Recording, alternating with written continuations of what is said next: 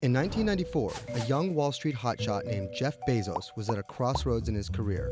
Continue amassing a small fortune or abandon it all to sell books. That decision would single-handedly change the history of e-commerce, publishing, film, TV, journalism, and quite possibly interstellar travel. That decision also represents a recurring theme in his life: never settle, ever.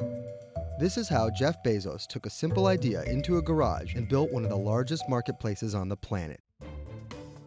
Jeff Bezos was born on January 12, 1964. As a child, he turned his parents' garage into a laboratory for his inventions. In his 1982 valedictorian speech, he discussed colonizing outer space and turning Earth into a giant nature preserve. Graduating from Princeton with a computer science degree, instead of going straight into tech, he had other ideas. You don't become a billionaire unless you have this insatiable desire to accrue wealth and power. But I think he just looks at it in a way that's really different to almost anyone else I follow. That's Tom Metcalf. I'm a billionaire's reporter for Bloomberg News.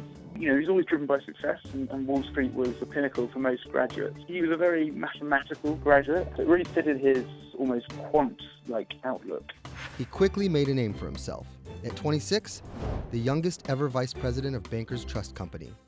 At 28, the youngest ever senior vice president of D.E. Shaw & Co. It was there that he discovered a giant untapped resource: the internet. You've seen the internet grow by 2,300% a year. In all his time at a Wall Street firm, he's never seen such a growth opportunity. He went through a whole list of industries, and if you think about books, easy to package, hard to damage, and of course the internet offers an infinite library. D.E. Shaw did not share his optimism. For the opportunity of a lifetime, Bezos would have to leave Wall Street.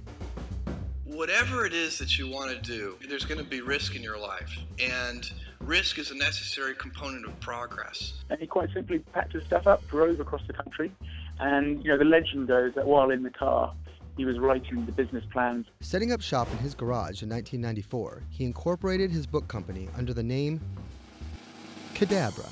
It wasn't great when a lawyer misheard it as cadaver. He ultimately landed on Amazon for a couple of reasons. Firstly, the name beginning with A. It was likely to be on top of any alphabet or a web search. He kind of liked the fact it kind of tied in with the world's largest river.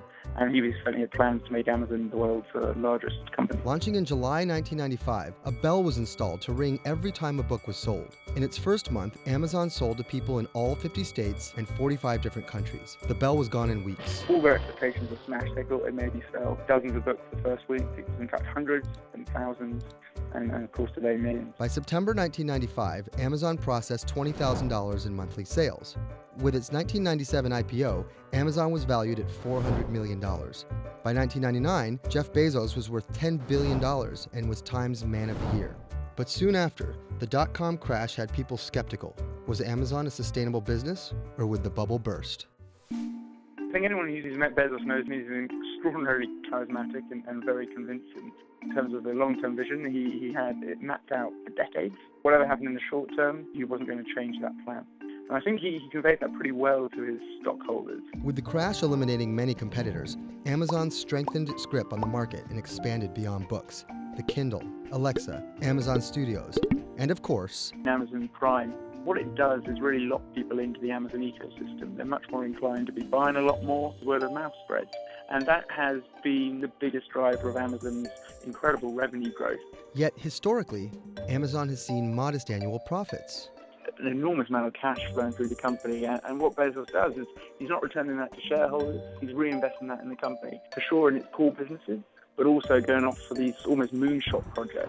My vision for Blue Origin is millions of people living and working in space. This is such a game changer. Amazon to buy Whole Foods. Jeff Bezos is now the richest person in the world. $250 million for the storied Washington Post. His acquisition of the Washington Post not only raised eyebrows, but put him at odds with another well-known billionaire. He bought the Washington Post to have political influence.